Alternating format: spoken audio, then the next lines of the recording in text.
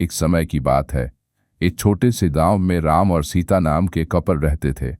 उनका एक अर्जुन नाम का बेटा था जिसकी शादी रिया नाम की लड़की से हुई थी। राम और सीता कड़ी मेहनत करते थे और अपने बुढ़ापे के लिए पैसे बचाते। रिया बहुत लालची लड़की थी, हमेशा अपने लिए और चीजें चाहती थी।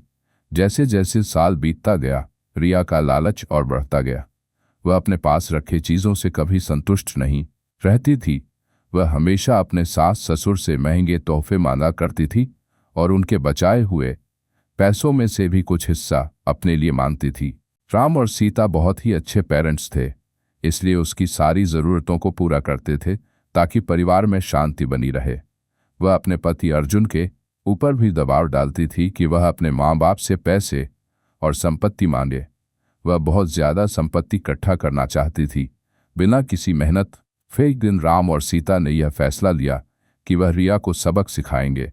वह उसे बुलाते हैं और बोलते हैं कि बेटा, हमें तुमसे कुछ ज़रूरी बातें करनी है। हमने यह फैसला लिया है कि हम अपनी जायदाद का कुछ हिस्सा अपने बच्चों में बांटेंगे और उसका कुछ हिस्सा तुम्हें भी देना चाहते हैं। रिया खुशी से झूम उठती है क्योंकि वह हमेशा से यही चाहती थी, लेकिन राम और सीता के मन में कुछ और ही चल रहा था। उन्होंने एक पत्थरों से भरा हुआ बैग उसे दे दिया और बोला, बेटी, यह तुम्हारे हिस्से की संपत्ति है। रिया उस बैग को देखकर गुस्सा हो गई। उसने उस पत्थर से भरे हुए बैग को जमीन पर फेंका और जोर से चिल्लाते हुए बोली कि मेरी मजाक उड़ाने की तुम्हारी हिम्मत कैसे हुई? मुझे पैसे चाहिए, ये पत्थर नहीं। राम और सीता ने शांत तरीके से उसे समझाया और बोले, रिया, सच्ची संपत्ति सिर्फ पैसे और चीजों के बारे में नहीं है। ये प्यार, दया और जो कुछ भी तुम्हारे पास है उसके लिए आभारी होने के बारे में है।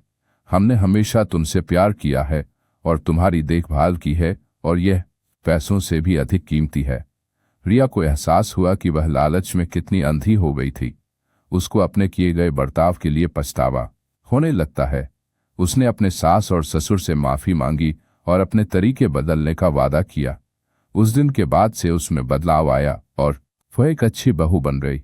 रिया के बदलाव की बात पूरे गांव में फैल गई और सभी ने एक बेहतर इंसान बनने के लिए उसकी प्रशंसा की। रिया अपने परिवार का ख्याल रखते हुए और उनके बीच मिले प्यार के लिए आभारी होकर हमेशा खुश रहने लगी। सच्चा धन, प्यार, दया और जो हमारे पास है उसके लिए आभारी होने से आता है, न कि हमेशा और अधिक चीज़ों की चाह रखने से।